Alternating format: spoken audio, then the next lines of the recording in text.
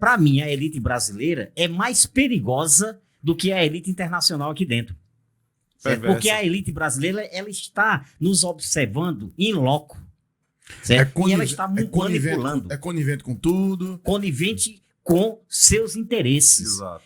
Não sei se a gente percebeu, tem um partido político lá em Brasília chamado UDR, União Democrática Ruralista, né?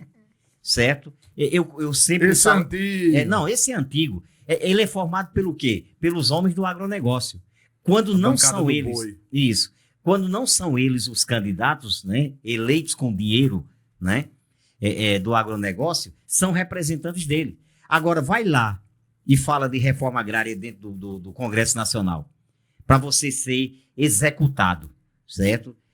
Esse país só vai ter jeito quando nós tivermos paralelamente ao agronegócio. Eu não sou contra o agronegócio. Eu sou contra uma agricultura de subsistência que mal dá, certo, para alimentar a população. Sem falar, professor, que na verdade o agronegócio, no modelo que ele está hoje, ele é muito mais maléfico para a situação do país do que benéfico. Sim. Porque se você parar para pensar, a grande parte da comida que chega às nossas mesas vem da agricultura familiar. Sim. A maior parte do que é produzido pelo agronegócio é exportado. E quando você tem um dólar de quase R$6, eu vou querer exportar para fora. Eu não vou querer vender no mercado produzir para cá. E é mais uma falha do nosso governo, que isso acabou o quê? Não criamos reservas alimentícias para as nossas commodities.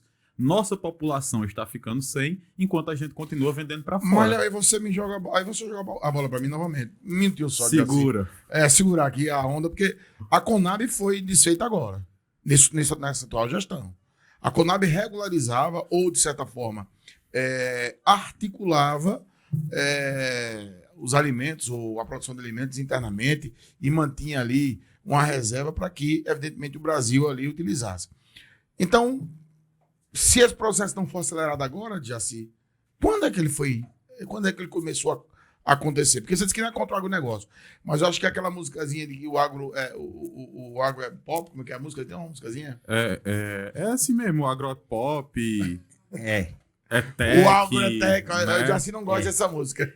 Pelo visto, ele não é fã nenhuma. Publicidade, o agro é pop, né, o agro é tech. Você não gosta dessa música. Ou você canta essa música quando tá no chuveiro, Jaci. Eu não tá lá no chuveiro tomando banho, o agro é pop, o agro é tech. Além de eu ser um péssimo cantor, né, esse tipo de música eu não canto. Mas olha, quando eu disse que eu era a favor do agronegócio, é porque a gente precisa entender o seguinte. A gente precisa ter uma renda, né? A gente tem que ter renda. Tem que gerar emprego, né? Então, necessariamente,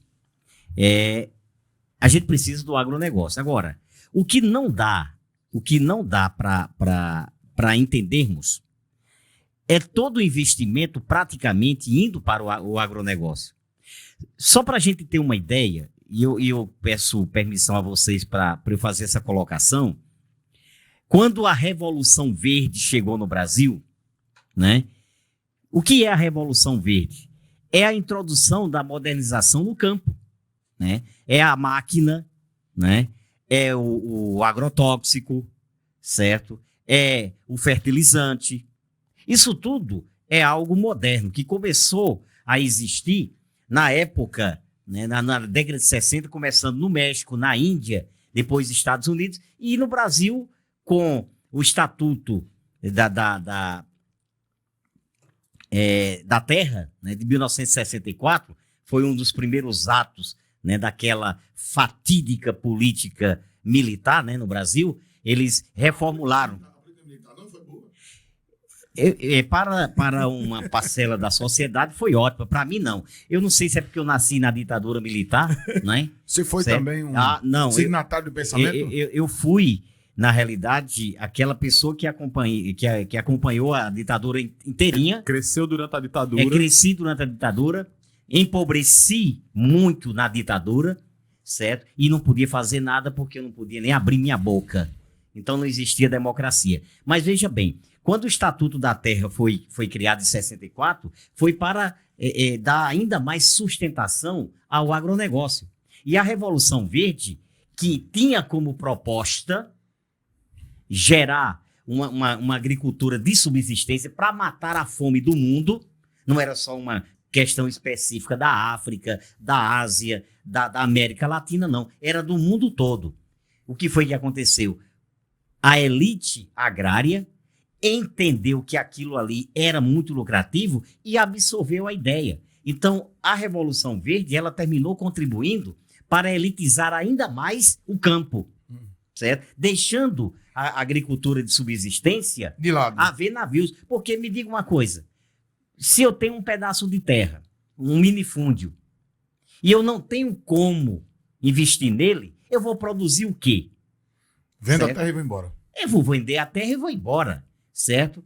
E aí, o que é que nós temos aí? Quando eu fazia geografia na UFPB, eu fui até o estado de Alagoas e eu conheci um fumicultor lá em Arapiraca e a gente conversando, né, sobre a questão do agronegócio, porque ele é produtor de fumo. Só para você ter uma ideia, toda a produção dele era comprada pela Souza Cruz, certo? Um contrato de 10 anos se fazia naquela época, eu não sei como é que é hoje, certo? Então, aí o que acontece? E a gente conversando assim no papo informal, ele disse assim, olha, eu tenho essa terrinha aqui, ele chamou de terrinha, uma propriedade que os vigilantes andavam de moto. Por quê? Porque de tão grande, se você fosse a pé, não dava para chegar do outro lado, não. Tinha que ir de moto. Aí ele disse, eu tenho umas terrinhas ali na região norte, que juntando tudo, certo? É quase do tamanho do estado de Alagoas. Aí eu compreendi... Uma só pessoa. Uma só pessoa. Eu compreendi que eu era realmente pobre.